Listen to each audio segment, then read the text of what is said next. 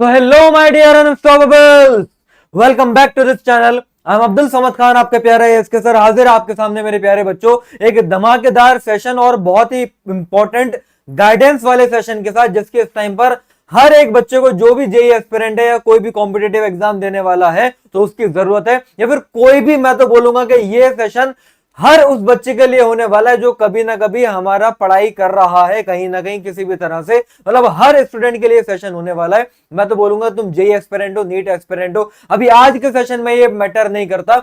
आज के सेशन के अंदर हम बात करने वाले हैं कि भाई अगर तुमको जेई 2026 का एग्जाम क्रैक करना है तो उसके क्या क्या टाइम हैक्स होंगे। मतलब तुमको अपने टाइम को किस तरह से यूटिलाइज करना है, टाइम को किस तरह से अपना बचाना है बर्बाद होने से, और किस जगह पर सही तरीके से लगाना है। और ये बात हो सकता है अभी सुनने में आपको ऐसा लग रहा हो कि यार ये बात तो ठीक है, ये तो हर कोई बताता है कि टाइम सेव करना चाहिए, ऐसे पढ़ो ऐसे नहीं पढ़ो, फोन मत चलाओ, है ना, और गेम मत खेलो, ये हर कोई बातें कहता है। सर ये तो मेरे मम्मी पापा भी मुझसे कहते हैं, आप कौन सी नई बात बता दोगे। मैं आपको बता रहा हूं ईमानदारी से, अगर तुमने ये सेशन नहीं लगाया ना, मैं बता रहा हूं जेई की रेस से तुम बाहर हो गए। वो इसलिए बाहर हो गए क्योंकि तुम उन बातों को ध्यान में रखोगे ही नहीं जिसके बारे में कोई इस टाइम पर बात ही नहीं कर रहा, जो कितना जरूरी है जेई में आपको अच्छे से नंबर लाने के लिए, या किसी भी कॉम्पिटेटिव एग्जाम में अच्छे से नंबर लाने के लिए। आज हम मेनली बात करने वाले हैं कि तुम्हारा पूरा का पूरा दिन रहना कैसे चाहिए, तुम्हारा लाइफ स्टाइल होना क्या चाहिए अगर तुमको किसी भी कॉम्पिटेटिव एग्जाम को क्रैक करना है। और ये बहुत ही इंपॉर्टेंट बात है बच्चों, बहुत ही इंपॉर्टेंट बात है। तो शुरू करा जाए आज का ये सेशन। तो सबसे पहले भाई मैं आप लोगों से बोलूंगा, अगर आप चाहते हो कि इस टाइप के सेशन आपके पास मैं लेकर आता रहूं तो इसके लिए आप कर लो फटाफट इस चैनल को सब्सक्राइब और वीडियो को लाइक, क्योंकि ये बहुत जरूरी है। क्योंकि भाई इस टाइप के सेशन बनाने के लिए, प्लानिंग करने में भैया बहुत वक्त लगता है, और उसके लिए बस एक लाइक तो मैं आपसे मांग रहा हूं। मेरा आप सभी बच्चों से एक सवाल है और मैं चाहूंगा कि हर एक बच्चा कमेंट बॉक्स में इसका रिप्लाई करे। जेई 2026 के लिए आप दिन में अभी कितने आवर्स की सेल्फ स्टडी कर रहे हो, मुझे ये जवाब जानना है कि आप किस कैटेगरी में लाए करते हो।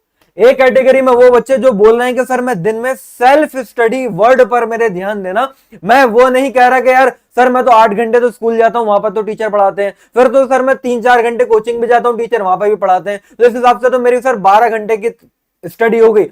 मैं उसकी बात ही नहीं कर रहा, मैं बात कर रहा हूं अभी सेल्फ स्टडी की।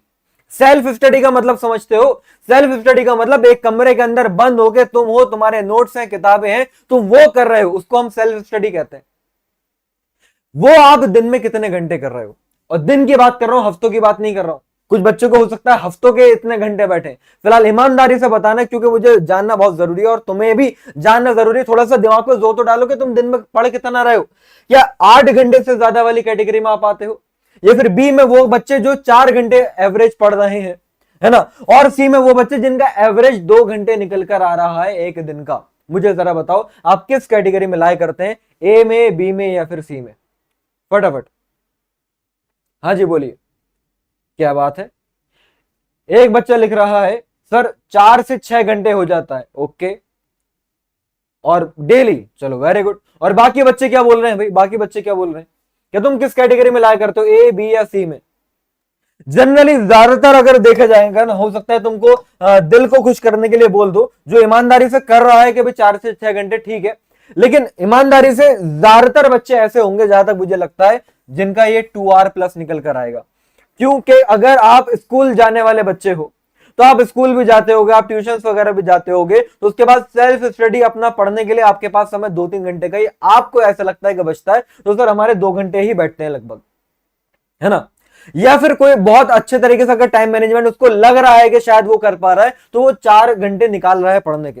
तो ज्यादातर, जहां तक मुझे लगता है, मैंने जितना भी बच्चों को अब तक समझा है, देखा है, ज्यादातर बच्चे जो लाए करते हैं, और वो पढ़ने वाले बच्चों की बात कर रहा हूं, वरना वो भी बच्चे होंगे जो हो सकता है लिख ही नहीं पा रहे हो, वो तो हम पढ़ते ही नहीं, हमें लगता है कि माँ बाप ने कोचिंग की फीस दे दी तो अब तो कोचिंग वालों की जिम्मेदारी है, उन्होंने ठेका ले रखा है हमारा सिलेक्शन कराने का, है ना। स्कूल में बोर्ड में पास कराने वाले का ठेका ले रखा है भैया हमारे स्कूल वालों का, मुझे पढ़ने की जरूरत क्यों है, मेरे माँ बाप तो पैसा खर्च कर रहे हैं, फीस दी है, आप लाके दिखाओ कोचिंग, है ना। मतलब आप बोलते हो कोचिंग वालों से तुम लाके दिखाओ रिजल्ट, मेरा क्या, मैंने तो पैसे दे दिए। तो भाई उन बच्चों की बात नहीं हो रही, बात उनकी हो रही जो सीरियस है रिजल्ट को लेके। तो वो भी बच्चे मैंने देखा है कि भाई 4 घंटे या फिर 2 घंटे वाली कैटेगरी में रह जाते हैं। अब जरा कुछ बातें मैं देखूं कि जेई को क्रैक करने के लिए, वैसे तो मुझे मालूम है कि बच्चों को क्या करना चाहिए क्या नहीं करना चाहिए, लेकिन तुम लोगों को दिखा सकूं तो मैंने सर्च करा अदर बहुत सारे ऑनलाइन प्लेटफॉर्म पे, जिस पर जिन बच्चों ने ऑलरेडी जेई क्रैक कर रखा है उन्होंने अपना अपना रिजल्ट डाल रखा था कि हम इतना घंटा पढ़ते थे, हम ये फॉलो करते थे, हम ये नहीं फॉलो करते थे। कोरा से, गूगल से, चैट जीपीटी से, सब तरफ से मैंने रिसर्च करके उठाया। तो मैंने ये देखा, एक तो बात ये निकल कर आई कि अगर किसी भी बच्चे को जेई क्रैक करना है तो सेल्फ स्टडी कितने आर करनी चाहिए। तो वहां से ये निकल कर आया, शायद पता नहीं तुमको दिख पा रहा है या नहीं दिख पा रहा, यहां पर ये लिखा हुआ आया कि on average students should aim to study at least 8 to 10 hours per day for several months leading up to the exam in order to have a good chance यानी guaranteed good chance of performing well। मतलब सारे बच्चों का जिन्होंने crack करा है JEE mains में अच्छे रैंक लेकर आए, अंडर 10,000 वाले बच्चों की अगर मैं बात कर लूं तो ये वो बच्चे निकल कर आए ये जो बोल रहे हैं कि भाई डेली 8 से 10 घंटे की करनी चाहिए सेल्फ स्टडी। तो चांसेस हैं, गारंटी नहीं है। मैं तुमको खुश करने के लिए अगर बोल दूं भैया 8 घंटे पढ़ लो हो जाएगा, गारंटी से कह रहा हूं 8 घंटे पढ़ लो हो जाएगा। ऐसे बहुत लोग आएंगे तुमको कहने वाले, मैं बता रहा हूं झूठ बोल रहे हैं तुमको, बस एक झूठा दिलासा दे रहे हैं। 8 से 10 घंटे अगर तुम पढ़ाई करते हो डेली तो प्रोबेबिलिटी है, चांसेस है कि तुम्हारा हो जाए। एक तो ये बात निकल कर आई। दूसरी बात निकल कर आई, मैंने देखा कि ये 2020 का शायद ये टॉपर वगैरह रह चुका है, कोरा से मैंने उठाया। तो इससे मैंने पूछा कि यार भाई कितने घंटे बच्चे को पढ़ना चाहिए जेई क्लियर करने के लिए। इसमें बोला कि भाई ये मोस्ट कॉमन क्वेश्चन होता है, लेकिन इसका कोई भी एक ठोस जवाब है ही नहीं।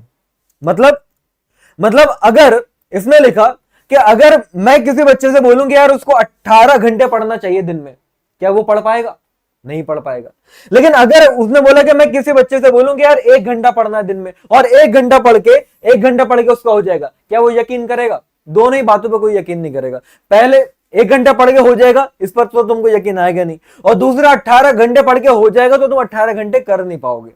तो 8 से 10 घंटे ये जो निकल कर आया ना, ये वेरी करता है पर्सन टू पर्सन, बच्चा टू बच्चा, उसका दिमाग कैसा है, उसको चीजें कितनी तेजी से समझ में आती हैं, चीजें कितनी उसको याद रहती हैं, वो कितनी जल्दी भूल जाता है, उसकी मेमोराइजिंग पावर, उसकी ब्रेन की स्पीड, उन सारी बातों पर डिपेंड करता है।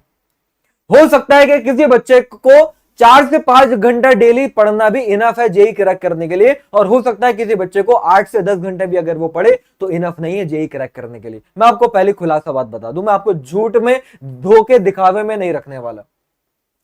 अच्छा, सेल्फ स्टडी 6 घंटे और कोचिंग 8 घंटा, वेरी गुड।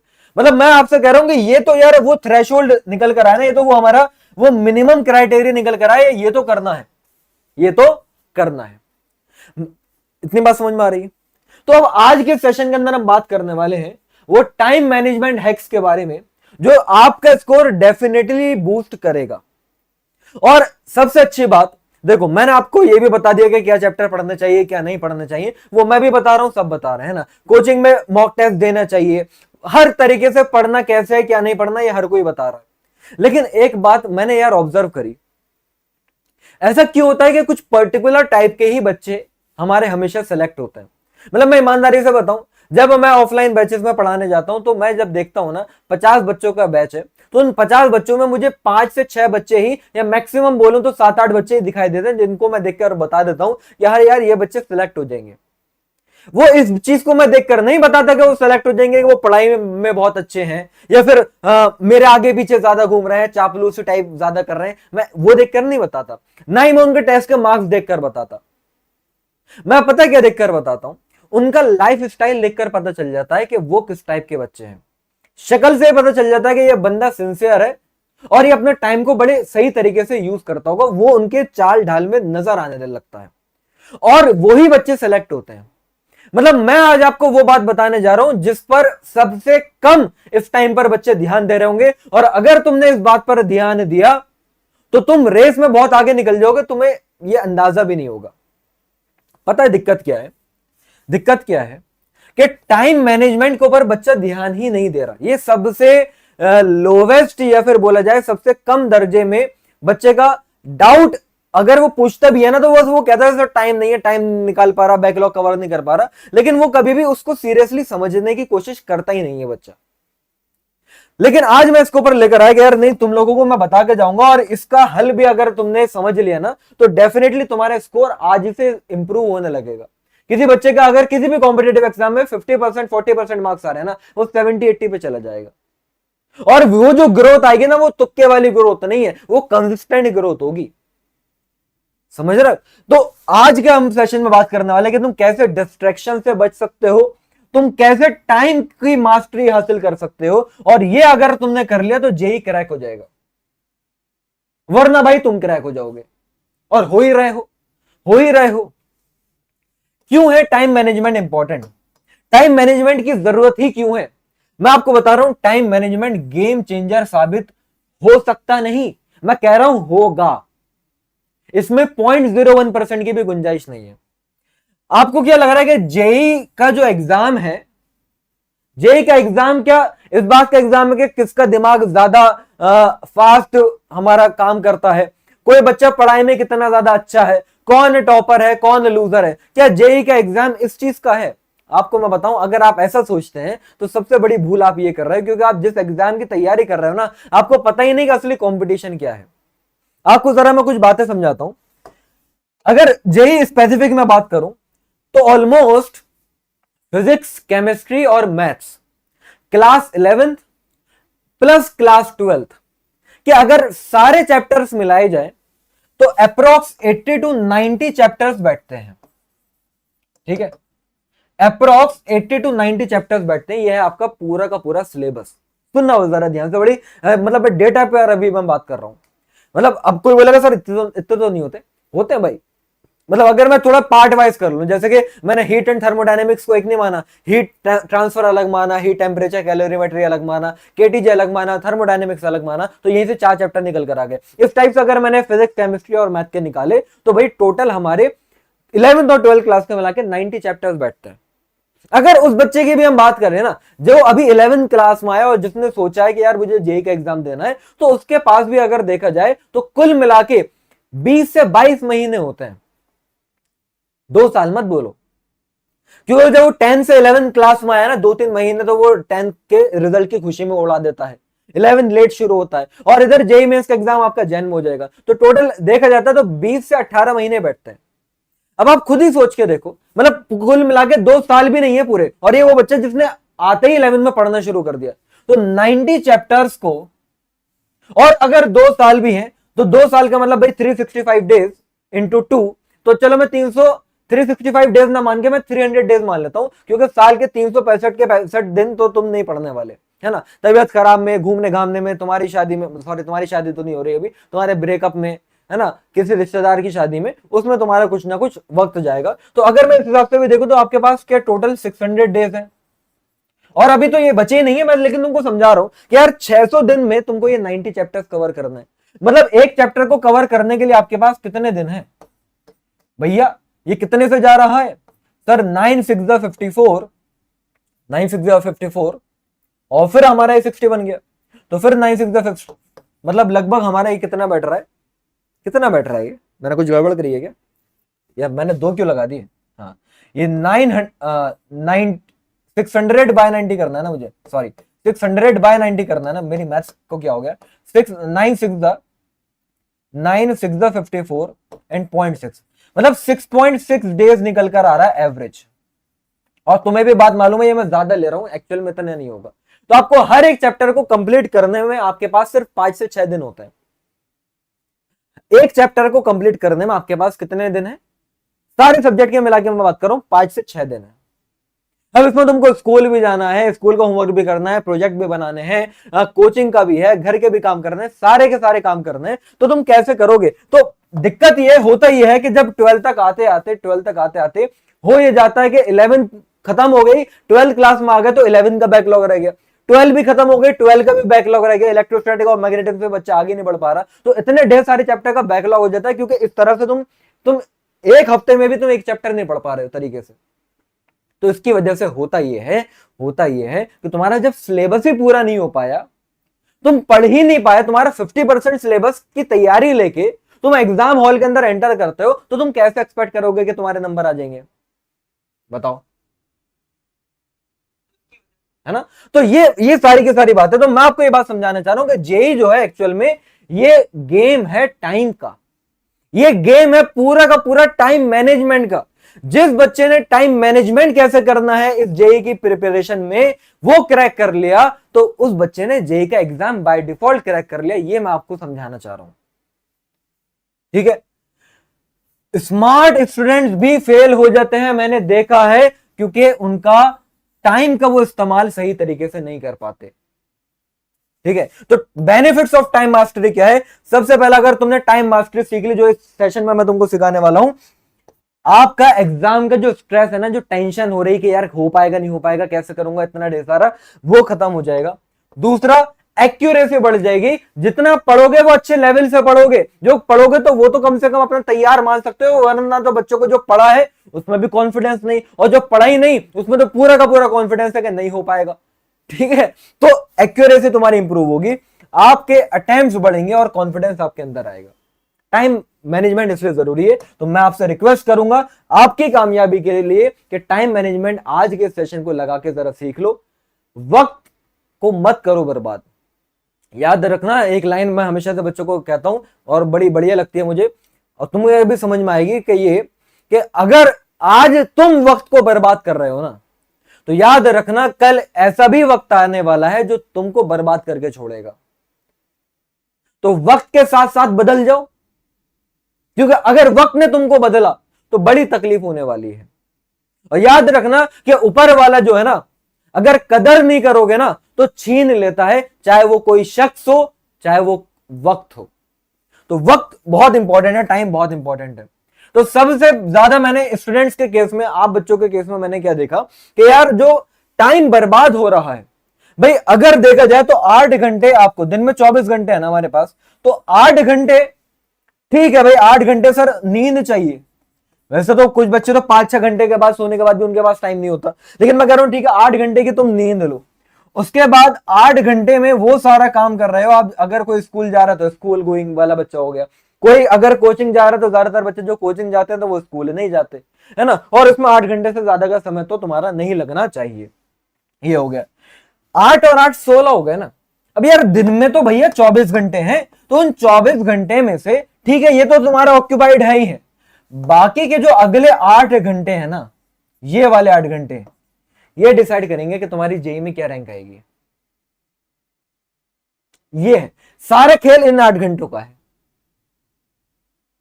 कोचिंग तुम भी जा रहे हो, तुम्हारी बराबर वाला भी जा रहा है, स्कूल तुम भी जा रहे हो, पड़ोसी का लड़का भी जा रहा है, शर्मा जी का लड़का भी जा रहा है।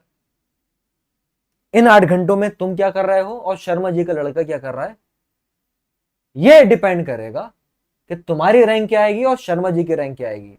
कभी तो तुम्हारे पापा भी जाके ना शर्मा जी से बोले कि देखो हमारा लड़का इतनी रैंक लाया है।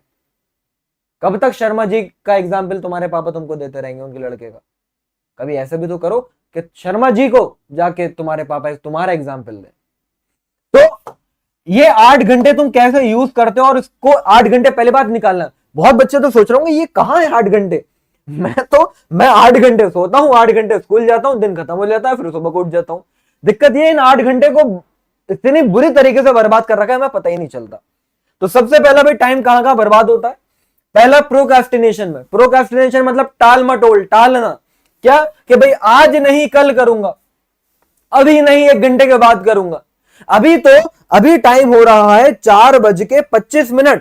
ऐसा करता हूं कि 4:30 पे करूंगा ना, वो सुई को देखते हैं, और जैसे देखा कि 4:31 हो गए, यार अभी अच्छा नहीं लग रहा, अब 4:31 पर नहीं, एग्जैक्ट 5 बजे शुरू करूंगा। अब 5 बज गए, सुई एक आगे निकल गया, अब 5:15 बजे शुरू करूंगा। तुमने 1 घंटा ऐसे बर्बाद कर दिया। तो तुम सोच रहे हो टाल मटोली खत्म करो, ये कभी काम नहीं करेगी। टालने वाला आदमी खुद ही टल जाता है, याद रखना। दूसरा लेजीनेस, कब तक लेजी रहोगे यार, है ना? 16-17 साल की उम्र में बुढ़ापा तुम्हारा आ चुका है 60-70 साल वाले लोगों का। टालना, हर चीज को टालना, हर चीज को टालना। तो जो भैया कामयाब लेजी लोग नहीं होते, मैं पहले से बता रहा हूं। कोई बोलेगा नहीं नहीं सर कामयाब लेजी लोग होते हैं, क्योंकि लेजी लोगों ने ही तो आसान करने वाला तरीका निकाला, लेजी लोगों ने ही तो फैन बना दिए, लेजी लोगों ने तो एसी बना दिया कि गर्मी ना लगे। मैं बात कर रहा हूं ये फालतू की रील वाली दुनिया से, इंस्टाग्राम की दुनिया से बाहर आओ।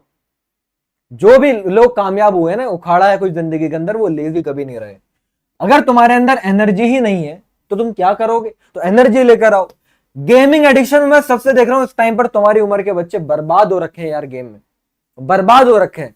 मतलब तुम्हारी उम्र में यार मैंने भी बहुत बहुत गेम देखा है, खेला है, लेकिन कभी हम बर्बाद नहीं हुए, हमें लत कभी नहीं लगी। तुम्हारा तो यार गेमिंग एडिक्शन ही अलग लेवल का हो गया। तुमको लग रहा है कि वो पबजी वाले गेम में, है ना, वो मैंने पूरी की पूरी टीम को उड़ा दिया, विनर विनर चिकन डिनर हो गया, तुम विनर बन गए हो। मतलब मुझे बड़ा अफसोस होता है जब मैं देखता हूं कि मेरे ही घर के बाहर नीचे मेरी गाड़ी पर 3-4 लड़के बैठे होते हैं, रात के 12 बजे 1 बजे ग्रुप बना के खेले जा रहे हैं, खेले जा रहे हैं, खेले जा रहे हैं। तुम क्या उखाड़ रहे हो जिंदगी के अंदर? तुम्हारे इतने स्कोर हो गए, तुम्हारे इतने पॉइंट हो गए, कहां लेके जाओगे ये पॉइंट बताओ? इससे तुम्हें जॉब मिलेगी, इससे तुम्हारे घर में पैसे आएंगे, अगर ऐसा तो कर लो। और जो लाइव स्ट्रीमिंग करते हैं ना यूट्यूब पर, तो भाई वो गेम तुमको दिखा दिखा के पैसा कमा रहे हैं, तुम देख रहे हो, तुम्हारा टाइम कितना ही फालतू है, तुम सोच के देखो। तो घंटों घंटों मत बर्बाद करो रील स्क्रॉल करने में। इंस्टाग्राम पे 2-3 घंटे ऐसे बर्बाद हो जाते हैं। तुमने 5 मिनट पढ़ाई नहीं करी, तुमने देखा कि यार लाओ बहुत देर हो गई पढ़ते पढ़ते, लाओ 2-3 रील देख लेता हूं। तुम्हें अंदाजा नहीं होता वो 2-3 रील कब 200-300 रील बन जाती है। 2-3 घंटे ऐसे उड़ जाते हैं। कोई फिक्स टाइम टेबल नहीं है, कब पढ़ना है, कितना पढ़ना है, क्या टारगेट है, कुछ है ही नहीं, तो कहां से मिलेगा तुम्हें कुछ यार। तो याद रखना टाइम मैनेजमेंट करने के क्या क्या प्रिंसिपल हैं। तो सबसे पहला बी द अर्ली राइजर। जितने भी लोग कामयाब हुए हैं, जितने भी लोगों ने अपनी जिंदगी में कुछ अचीव करा है, चाहे वो बच्चे हो, चाहे वो ऑल इंडिया रैंकर हो, चाहे वो बिल गेट्स हो, अंबानी हो, जो भी हो यार, जितने भी लोगों ने कुछ ना कुछ जिंदगी में उखाड़ा है, वो सब के सब भैया अर्ली राइजर रहे हैं, अर्ली राइजर रहे। वो याद रखना, जिस दिन जब तक सूरज तुमको जगाएगा ना, तुम जिंदगी में कामयाब नहीं होगे। जिस दिन तुमने सूरज को जगाना शुरू कर दिया, तुम कामयाब हो जाओगे। अब तुम बोलोगे नहीं सर, मैं तो वो बच्चा हूं, मुझे रात में ज्यादा अच्छे से सर पढ़ाई समझ में आती है, मैं उससे सुबह में पढ़ा नहीं जाता। ठीक है, ठीक है, बहुत सुने मैंने ऐसे ऐसे एक्सक्यूजेस। तो मुझे ये बात बताओ कि रात में तुम 2-2 3-3 बजे तक जाग के पढ़ रहे हो? तुम तो वो आदमी हो जो रात के 9 बजे जब फोन चलाना शुरू करता है, तो 3 बजे तो वो फोन रखता है और फिर सुबह को सोता रहता है 11 बजे तक। ना तुम रात में पढ़ रहे हो, ना तुम दिन में पढ़ रहे हो, पढ़े हुए हो बस। तो ऐसे काम कौन सा चलेगा? मेरा काम है आज तुमको जगाने का। मेरी बात है यार, डोंट माइंड माय वर्ड्स, बुरा मत समझना, लेकिन मैं तुम्हारा बड़ा भाई समझ के मैं तुमको समझाने की कोशिश कर रहा हूं। अर्ली राइजर बनो, सुबह उठने की कोशिश करो। अगर तुम बोलते नहीं सर सुबह मुझे अच्छे से समझ में नहीं आता, ठीक है भाई, तुम अपना फॉलो करो, लेकिन मैं वो सुनना चाहूंगा कि तुम बोलोगे नहीं सर मैं फिर 4 बजे तक रात के पढ़ता हूं। जब मैं रात में पढ़ने बैठता हूं ना शाम 6 बजे से, तो फिर मैं 4 बजे तक पढ़ता हूं। तो ऐसे हो, अगर ऐसे हो तो ठीक है सर, मत उठो सुबह जल्दी। Prioritise your work. अब अपने काम पर ध्यान दो। याद रखना वक्त सभी के पास देखो 24 घंटे ही है ना। बड़े से बड़ा आदमी हो, विराट कोहली हो, सलमान खान हो, शाहरुख खान हो, बिल गेट्स हो, एलन मस्क हो, तुम हो, मैं हूं, हर इंसान के पास यार 24 घंटे। ऊपर वाले ने ठीक है हमें बनाने में किसी को खूबसूरत बनाया है, किसी को बदसूरत बनाया है, किसी को गोरा बनाया है, किसी को चलो काला बनाया, किसी का ब्रेन अच्छा किसी को दे दिया, किसी को नहीं दिया, किसी की हाइट ज्यादा है, किसी की कम है, ठीक है भेदभाव हुआ है, लेकिन एक भेदभाव तुम ये नहीं कह सकते ऊपर वाले ने करा है, वक्त सबको बराबर दिया है। 24 के 24 घंटे दिए, तुम ये नहीं कह सकते यार मैं गरीब हूं तो मुझे वक्त कम दिया ऊपर वाले ने, तुमको भी उतना ही वक्त दिया। तो वक्त अगर सबके पास है तो फायदा वो उठा पा रहे हैं जिनको मालूम है कि मुझे पहले क्या करना है। काम सबके पास 10 काम होते हैं दिन के अंदर, लेकिन उन 10 काम में पहला वो काम तुमको करना है जो जरूरी है, वो जो जरूरी है। अब मम्मी बार बार कह रही नहीं हरा धनिया लेकर आ जाओ, आलू लेकर आ जाओ, अभी तो मम्मी मैं लेकर आया था, फिर बाद में तुम कह रहे हो मम्मी ने मुझे दही लेने के लिए भेज दिया। तो अब तुम यही काम अगर करते रहोगे तुम पढ़ोगे कब? तो बोलो मम्मी से यार तो भैया भूखा ठीक है बिना दही के खाना खाओ, या फिर एक बार में मंगाओ, मेरे लिए पढ़ना जरूरी है। तुम एक बार बोल के तो देखो, वो तुम्हें परेशान नहीं करेंगे। तुम करते ही नहीं। तुम्हें जब खुद अपने वक्त की कदर नहीं है, बाकी दुनिया क्यों करेगी भाई। स्टॉप वॉचिंग मूवीज, क्रिकेट और ओटीटी। ये मूवी देखनी है, वो वाली वेब सीरीज देखी है ना, गेम ऑफ थ्रोन देख रहे हैं हम, तो क्या बोलूं बस मैं। क्रिकेट चल रहा है, अभी आईपीएल चल रहा है, अभी इंडिया यहां पर पहुंच गई, पाकिस्तान से ये मैच हो गया है ना, ऐसे धूल चटा दी, ये कर दिया वो कर दिया। ठीक है भाई, क्रिकेट प्लेयर ने करा, टीम जीत गई, सब कुछ हो गया, तुम्हारा क्या? तो तुम्हें क्या मिला? कुछ नहीं सर। हमने हमने सर टीम को जिताया, इस बार आरसीबी को जिताया मैंने। मैं बेंगलोर में था जब आरसीबी जीती भाई, रात का टाइम था, रात के शायद 12-1 बजे हम लोग मूवी देख के निकले थे। ऐसे पागल हो गए थे लोग। ठीक है भाई, खुश हो रहे हो, लेकिन ये बात बताओ कि तुमने अपनी पूरी जिंदगी बर्बाद करके आरसीबी को जिता के तुम्हें क्या मिल गया? तुम्हारे घर में तो पैसे नहीं आए ना, फ्यूचर तो तुम्हारा बर्बाद ही रहा ना। तो भाई ये वो चीज है जो एंटरटेनमेंट के लिए है, इनको तब करो जब कुछ हासिल कर लो, रिवॉर्ड के तौर पर इनको यूज करो, फ्री में यूज मत करो। अभी मैं आगे बताता हूं इसके बारे में। Organise yourself. रात को जब सो तो अगले दिन पूरे दिन क्या करना है उसकी तुम्हारे पास लिस्ट होनी चाहिए, टू डू लिस्ट बनाओ। समझे? क्या बनाना है? टू डू लिस्ट बनानी है। जब अगले दिन तुमको करना क्या है, जब ये पता ही नहीं होगा, तो ना तो तुम सुबह को जल्दी उठोगे, ना फिर तुम कोई काम करोगे। मूड हुआ तो कर लोगे, नहीं होगा तो नहीं करोगे। तुम्हें वक्त का एहसास ही नहीं है। मैं आपको यार बस मैं बच्चों ये बताना चाह रहा हूं, तुम्हें पता नहीं कि तुम्हारी जिंदगी का भी ये कितना इंपॉर्टेंट लम्हा चल रहा है। तुम बस एक बार सोच के देखो। अगर तुम्हें लगे ना कि तुम्हारा वक्त जो है वो तो ऐवे ही है, तुम जाओ अभी किसी हॉस्पिटल में जाके देखो, उस इंसान को देखो जो एक एक लम्हे के लिए फाइट कर रहा है कि हाँ यार मुझे जिंदगी मिल जाए। कभी हॉस्पिटल गए होगे तो देखा होगा, तुम्हें तब जाके अकल आती है कि तुम्हारी जिंदगी कितनी कीमती है। अभी तुम रोज बर्बाद कर दे रहे हो। दुनिया में ऐसे ही नहीं कहते कि सबसे कीमती वक्त है, सबसे कीमती वक्त है। वक्त की कीमत उस इंसान से पूछो, उस इंसान से पूछो जो सिर्फ 1 सेकंड बाद उसने ब्रेक लगाया, उसका एक्सीडेंट हो गया और वो मर गया। उस इंसान से पूछो ना वक्त की कीमत। तुम्हारे लिए तो 1 सेकंड अभी हो गया। ट्रैफिक लाइट पर तुम हॉर्न बजाते रहते हो, है ना, कि मुझे जल्दी जाना है, घर जाना है, इधर जाना है, उधर जाना है, और 10-10 घंटे तुम रील देखते हो। क्या बात है, क्या बात है, शाबाश, तरक्की ऐसी तो हो रही है तुम्हारी। तो अब मैं आपको बताता हूं, चलो इतना मैंने आईना दिखा दिया यार, अब इससे ज्यादा बोलना सही नहीं है, लेकिन मैं चाह रहा हूं एटलीस्ट यार तुम लोग समझो, तुम समझ जाओ, बाकी समझे या ना समझे, बस एक बच्चा, तुम में से कोई एक बच्चा भी अगर सुधर गया ना और उसने अपने वक्त को तरीके से इस्तेमाल करना शुरू कर दिया, मेरा आज का ये सेशन कामयाब हो गया।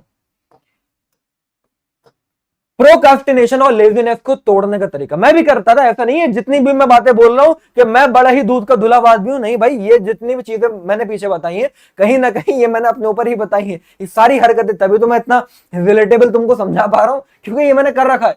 तो अब मैंने प्रोकास्टिनेशन, मेरे अंदर बड़ी गंदी आदत थी लेजीनेस और प्रोकास्टिनेशन की, मैंने कैसे तोड़ा? मैंने यूज करा कि भाई 2 मिनट वाला रूल। क्या होता है ये?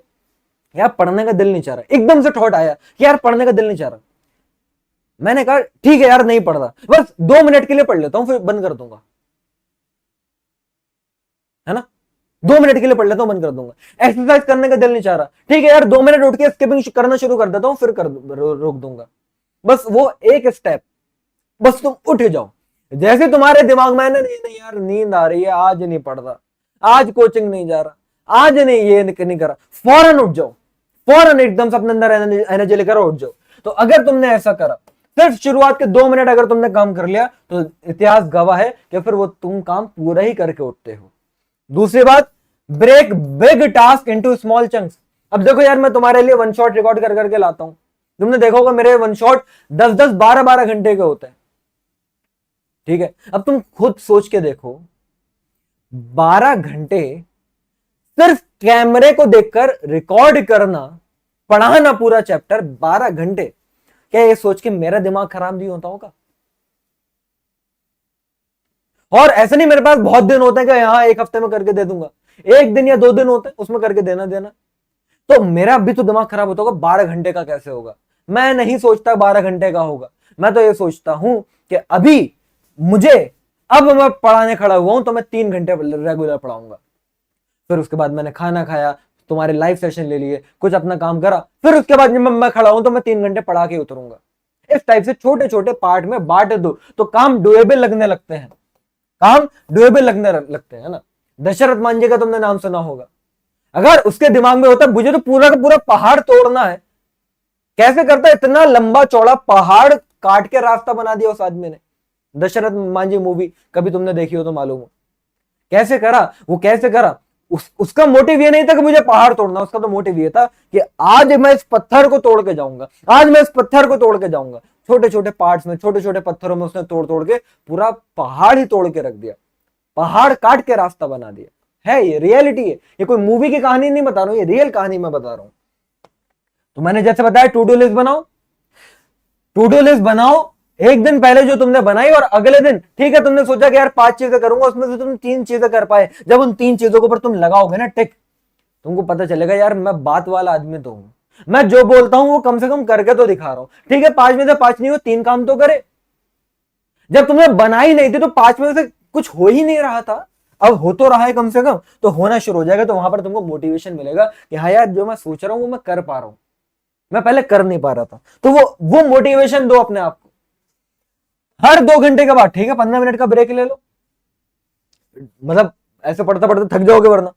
एक्सरसाइज करो भाई। तुम्हारी बॉडी कई बार लेजी बच्चों की इस वजह से नहीं होती कि वो लेजी है, कई बार उनकी बॉडी के अंदर के एलिमेंट्स ही बिल्कुल जंग लग चुकी है।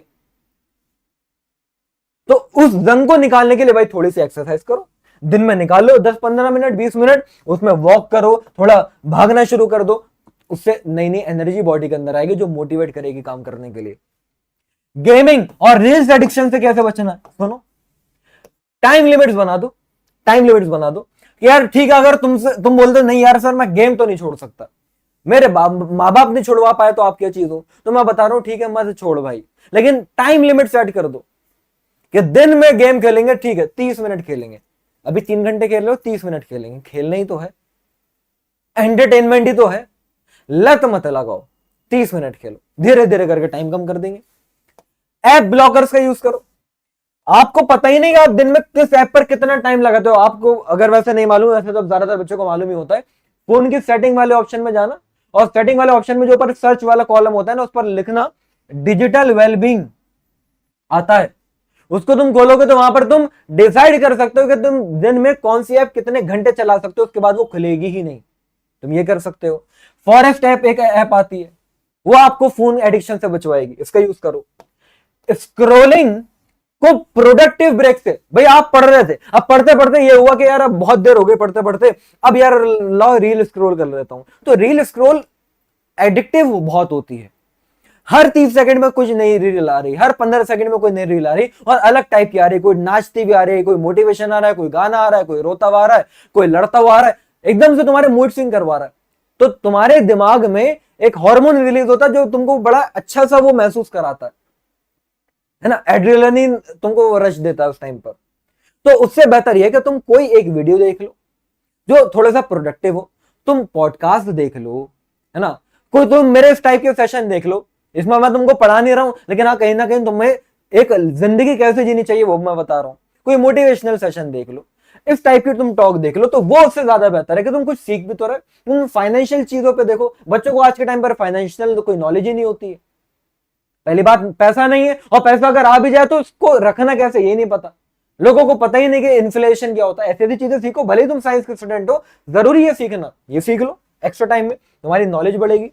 याद रखना, याद रखना, एवरी आवर वेस्टेड का मतलब 3 से 4 question you could have solve, है ना। मतलब 1 घंटा, ये तो बहुत कम लिख दिया मैंने, 1 घंटा बर्बाद करने का मतलब ये है कि तुम क्या कुछ नहीं पढ़ सकते, तुम वो क्वेश्चन उतना टॉपिक पढ़ के उसके ऊपर इतने क्वेश्चन सॉल्व कर सकते थे जिससे तुम्हारे 4 नंबर ऐड हो जाते जेईई में से, तुमने वो बर्बाद कर दिया। तुम ये सोचना जब भी तुम 1 घंटा बर्बाद कर रहे हो, अपने दीवार पर जहां पर भी पढ़ते हो वहां पर लिखो reels won't give you IIT focus will, ये अभी लिख लो, ठीक है। ये जहां पर भी तुम पढ़ते हो, देखता हूं कितने बच्चे कमेंट में बाद में लिखेंगे सर हाँ आपकी ये वाली बात हमने जहां पर हम पढ़ते हैं वहां पर लगा ली, एक पेपर पे ये लिख लो, रील्स अगर तुम बहुत देखते हो, reels won't give you IIT focus will, ये लाइन लिख के कोट लिख के लगा लो अपने वहां पर।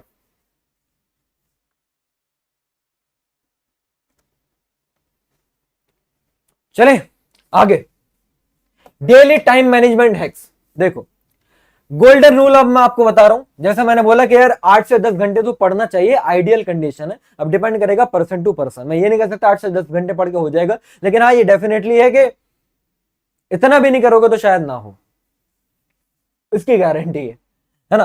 तो अब अगर कोई बच्चा 8 घंटे पढ़ रहा है, 8 से 10 घंटे पढ़ रहा है, चलो 8 घंटे ले लेते हैं, तो उसको किस तरह से तुमको ब्रेक करना है अपनी दिन की पढ़ाई में। तो 4 घंटे आपको नए कॉन्सेप्ट लर्निंग पर लगाने, ये बड़ा ही बढ़िया तरीका होता है। इससे ना तो तुम्हारे बैकलॉग कवर होंगे, ना तुम पुराना भूलोगे और नया भी पढ़ते जाओगे। वरना बच्चों के साथ क्या होता है, आज एक ये चैप्टर पढ़ लिया, फिर एक हफ्ते के बाद दूसरा चैप्टर शुरू कर दिया, पता चला जो एक हफ्ते चैप्टर पहले पढ़ा था वो भूल गए। अब क्या फायदा यार ऐसी पढ़ाई का। तो बेहतर क्या है कि 4 घंटे दिन में आप क्या करो, नए टॉपिक पढ़ो, फिजिक्स के, केमिस्ट्री के, मैथ के, जो के नए नए टॉपिक्स है जो सिलेबस के हिसाब से चल रहा है वो आप कवर करते हुए चलो। लेकिन बाकी के जो 3 घंटे हैं, वो 3 घंटे ये जो आपने टॉपिक्स पढ़े हैं उनके क्वेश्चन प्रैक्टिस पर लगाओ। मतलब देखो मैं इक्वली लगभग मैं 60 to 40% के रेशो में बांट रहा हूं कि चैप्टर तुम पढ़ रहे हो, तुम क्वेश्चन सॉल्व कर रहे होगे, टीचर से अगर पढ़ा है तो वो क्वेश्चन सॉल्व करवा रहा होगा, वो तो हो गए, लेकिन अपनी सेल्फ प्रैक्टिस के लिए, क्योंकि तुमको सॉल्व तो न्यूमेरिकली करना है ना एग्जाम में जाके, तो यहां पर आप 3 घंटे पीवाईक्यूज प्रैक्टिस करोगे। तो जब आप बोलते हो ना पीवाईक्यूज नहीं हो पाते, मैंने पूछा था बच्चों से कि कितने साल के पीवाईक्यूज हो गए, तो 80% रेशो निकल कर आया जब मैंने वो पोल कराया कि 80% बच्चे तो वो कह रहे थे कि सर अभी तक पीवाईक्यू शुरू ही नहीं करे। मैं बता रहा हूं जिस बच्चे ने पीवाईक्यू नहीं करे, जेई मेंस का तुम कुछ नहीं कर पाओगे, कुछ नहीं कर पाओगे। ठीक है, फिर 2 घंटे अब तुम्हारे पास ये वो समय है जिसमें तुम रिवीजन करोगे जो पुराना पढ़ा था, तो रिवीजन साथ में चलता रहेगा, और 1 घंटे तुम मॉक टेस्ट दो। इस तरह से अगर पढ़ाई करोगे, बड़ा शानदार तरीका है, प्रूवन तरीका है आपको अच्छा रिजल्ट इंप्रूवमेंट देने का। पोमोडोरो टेक्निक का यूज करो, जैसे मैंने बताया है ना, 50 मिनट पढ़ो। अगर 1 घंटे पढ़ाई को मान रहे हो तो 1 घंटे की पढ़ाई में 50 मिनट पढ़ो, 10 मिनट का ब्रेक लो। ना स्ट्रेस्ड होगे, ना एकदम से तुम्हारा दिमाग टेंस होगा, सुकून से पढ़ाई चलती जाएगी। बेहतर क्या रहता है कि अगर तुम सुबह में जल्दी उठने वाले बच्चे हो तो मॉर्निंग में थ्योरी पढ़ा करो और इवनिंग में क्वेश्चंस करा करो। ये बड़ा ही शानदार तरीका है। मॉर्निंग में जब थ्योरी पढ़ोगे ना, तो थ्योरी एक तो पढ़ना और एक समझ समझ के पढ़ना और इमेजिन करना कि यार इसका मतलब ये ऐसा कहा जा रहा है। एक लाइन पढ़ी, रुक गए, ठहर गए, सोच रहे हैं, अच्छा हाँ इसका मतलब ये है। मतलब बाइंड फोर्स जो है वो वेट लिक्विड ऑफ जो डिस्प्लेस हो गया ना बॉडी के आने की वजह से, उस पर भी डिपेंड करती है। मतलब बाइंड फोर्स कहीं ना कहीं कितना लिक्विड डिस्प्लेस हो गया उसके वेट पर भी डिपेंड करती है। ये बुक में नहीं लिखी हुई थी बात, ये तुमने सोची। इस तरह से तुम पढ़ोगे और ऐसे थॉट्स आती हैं जब तुम सुबह में पढ़ते हो। ट्राई करके देखना एक बार। और प्रैक्टिस के लिए रात का समय ज्यादा बेहतर होता है। ठीक है, उसके बाद एग्जाम हॉल में है ना। अब अगर तुम एग्जाम में गए हो तो एग्जाम देते टाइम तुमको कैसे कैसे टाइम मैनेजमेंट को फॉलो करना है। पहली बात, ठीक है, 5 मिनट में, शुरुआत के 5 मिनट में मैंने देखा है अच्छे से अच्छे बच्चों को, आया पहले क्वेश्चन देखा, करना फटाफट शुरू कर दिया। नहीं करना कभी। इस ट्रिक को मैंने जब से फॉलो करा है मुझे बड़ा फायदा हुआ करता था अपने स्कूल टाइम में। चाहे मुझे मालूम है कितना ही लेंदी पेपर है। कई बार तो ऐसा होता था मैं एग्जाम हॉल में एंटर भी लेट हुआ, थोड़ा लेट लतीफ ज्यादा थे हम, तो हम एग्जाम हॉल में ही 10-15 मिनट लेट चले गए कभी कभी। तो हुआ ये, बड़ी मुश्किल से तो एंट्री मिली। हुआ ये, अब एकदम से जब मुझे मालूम है कि 10-15 मिनट में लेट हो गया तो मेरा पेपर छूटने वाला है, लेकिन मैं तब भी शुरुआत के 5 मिनट आराम से टेबल पर बैठता था और बड़े सुकून से पेपर को टर्न कर करके देख रहा हूँ। अच्छा ये क्वेश्चन आता है, ये नहीं आता, ये भी नहीं आता, ये भी नहीं आता, अच्छा चलो ये तो आता, ये भी नहीं आता, ये भी नहीं आता, अच्छा ये तो आता है। ठीक है यार, एटलीस्ट 6-7 क्वेश्चन तो आते हैं। मैंने देख लिया कि पूरा पेपर बहुत ही टफ है, मतलब मुझे नहीं आ रहा तो सबको ही नहीं आ रहा होगा, लेकिन 6-7 क्वेश्चन मुझे समझ में आया कि आते हैं, मतलब मैं पास तो हो रहा हूं। मैंने जब स्कैन कर लिया पूरे पेपर को तो सबसे पहला मैंने काम क्या करा, जो क्वेश्चन मुझे आते हैं मैंने वही करने शुरू करे। अब वो डिपेंड नहीं करता लास्ट पेज पे था पहले पेज पे था। अब मैंने 6-7 क्वेश्चन अगर सॉल्व कर दिए तो यार मुझे हुआ कि ठीक है यार, फिजिक्स के पेपर में 25 क्वेश्चन में से 7 क्वेश्चन तो मैं बना गया। 7 क्वेश्चन का मतलब ये होगा कि भाई मैं कम से कम 30 मार्क्स तो स्कोर कर रहा हूं। अब पेपर इतना टफ है कि बहुत बच्चों के तो 30 भी नहीं आ पाएंगे। अब मेरे पास समय ही समय है। 3 अगर भाई चलो ठीक है 1 घंटे की मैं बात कर रहा हूं फिजिक्स की, तो 1 घंटे में से मैंने अभी तो सिर्फ 10-15 मिनट ही यूज करे, मेरे पास अभी 45 मिनट्स है पूरे के पूरे यार पेपर को सॉल्व करने के लिए।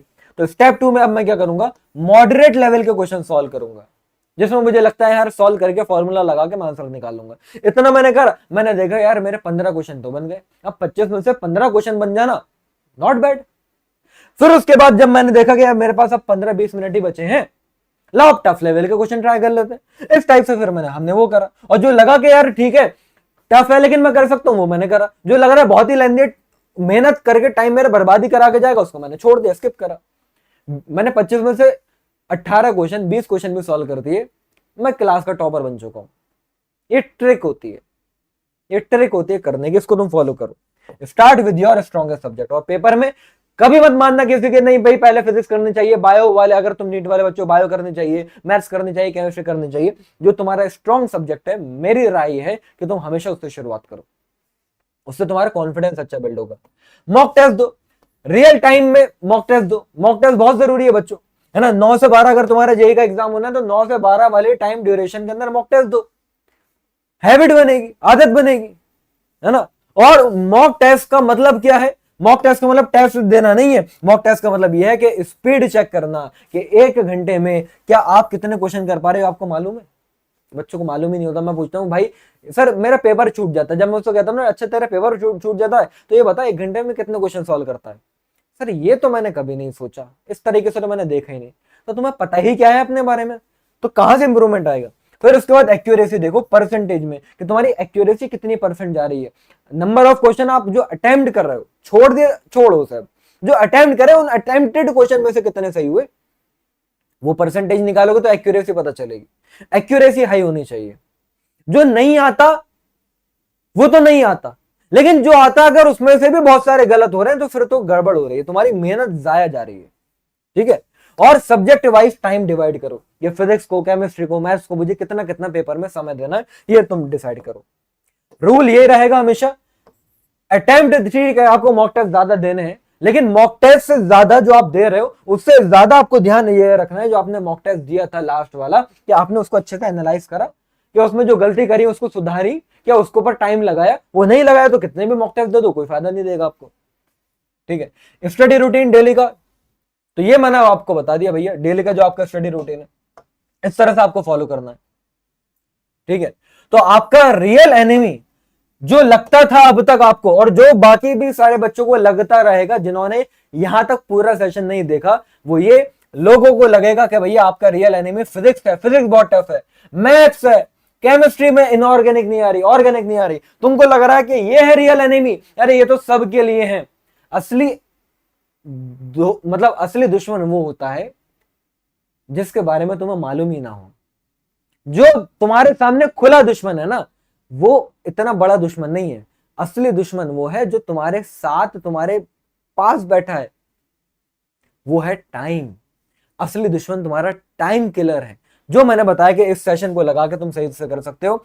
तो प्रोकास्टिनेशन, लेजीनेस, रील्स का एडिक्शन, गेम का एडिक्शन, जिस बच्चे ने इनसे विजेता पाली, मैं बोलूंगा कि भाई जेई क्रैक हुआ या नहीं हुआ, जिंदगी में कामयाब जरूर हो जाएगा वो आदमी जिसने इनसे इस टाइम पर भैया इनके छुटकारे से अगर बाहर निकल गया तो, समझ गए। तो अपने टाइम की मास्टरी हासिल करो, जेई के मास्टर आप ऑलरेडी बन जाओगे, गारंटीड है, ठीक है। तो लास्ट में बस मैं ये बोलूंगा कि सक्सेस मंत्रा क्या है, कंसिस्टेंट रहना है। आज तुमने ये मेरा सेशन अगर किसी बच्चे ने पूरा देख लिया, जिसके बड़ी कम चांसेस है कि कोई बच्चा यहां तक पहुंचा भी होगा, अगर पहुंचा है तो मुझे कमेंट बॉक्स में बताना कि सर पूरा सेशन देखा, ठीक है। तो पहली बात तो ये कि कंसिस्टेंट रहना है। आज तुमने देख लिया, ठीक है, तुम कल पढ़ने बैठ जाओगे, आज तुम रात में टू डू लिस्ट बना लोगे, 2 दिन कर लोगे, फिर उसके बाद अगर तुमने फिर उसी जर्नी पर आ गए जिस पे चल रहे थे, क्या फायदा हुआ बताओ। तो कंसिस्टेंट रहना है, जो बातें बताई उसको फॉलो करना है जेई के टाइम तक, तो एटलीस्ट फोकस बना के रखना है, भटकना नहीं है, ठीक है। और सबसे इंपॉर्टेंट जो आज के हमारा टॉपिक था वो था टाइम डिसिप्लिन, जो बड़े इंपॉर्टेंट है, ठीक है।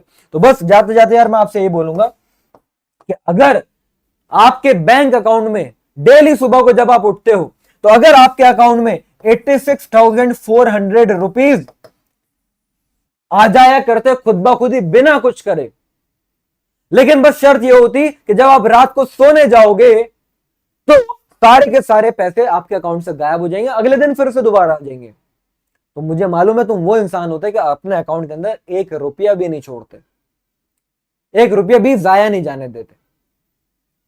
लेकिन जब रोज तुम्हारे अकाउंट में 86,400 सेकंड्स आते हैं ना, उसको तुम ऐसे ही बर्बाद कर देते हो। तो बस समझदार को इशारा काफी है। जाते जाते बस मैं आपसे बोलूंगा कि एमवीसेट का एग्जाम आ रहा है 4th, 5th, 11th, 12th अक्टूबर को आपके नियर बाय ऑफलाइन सेंटर में, मेगा वेदांतु स्कॉलरशिप टेस्ट। ये वो स्कॉलरशिप टेस्ट है जिसके थ्रू तुम बहुत सारे एक्साइटिंग प्राइजेस जीत सकते हो, अपनी रैंक पा सकते हो, तुम इंडिया में बाकी सारे बच्चों के कंपेरिजन में किस लेवल पर अभी हो, और इसके थ्रू अगर अच्छे नंबर आए तो तुम वेदांतु के कोर्सेज को फ्री में भी एक्सेस कर सकते हो। 100% स्कॉलरशिप तुमको वहां पर मिल जाएगी। ये सारे के सारे रिवॉर्ड है, डिस्क्रिप्शन बॉक्स में लिंक है, जाके आप चेकआउट कर सकते हो। तो आज बस इतना ही था यार मेरा तुम लोगों के साथ सफर। तो हो सकता है ना, हो सकता है कि समझने वाले बच्चों ने बातें समझी, और मुझे पूरी उम्मीद है कि बच्चों ने बातें सुनी जरूर है, तो समझे भी होंगे और तुम फॉलो भी करोगे। एक बच्चा कह रहा है कि सर आप ऑनलाइन पढ़ाते हो? हाँ भाई यार ये कैसी बात होगी। हाँ मैं अभी तो ऑनलाइन पढ़ा रहा हूँ। Vedantu JEE made easy channel पर मेरे आपको वन शॉट्स मिल जाएंगे, ठीक है। जो बच्चे पढ़ाई करना चाहते हैं तरीके से, तो मेरे one shots Vedantu Vedantu JEE made easy है ना, EJEE वाला जो चैनल है, हर्ष प्रेम सर जिस पर पढ़ाते हैं, तो उन्हीं के साथ हूं मैं, है ना। तो वहां पर आपको मेरे सारे के सारे 11th और 12th क्लास के वन शॉट मिल जाएंगे।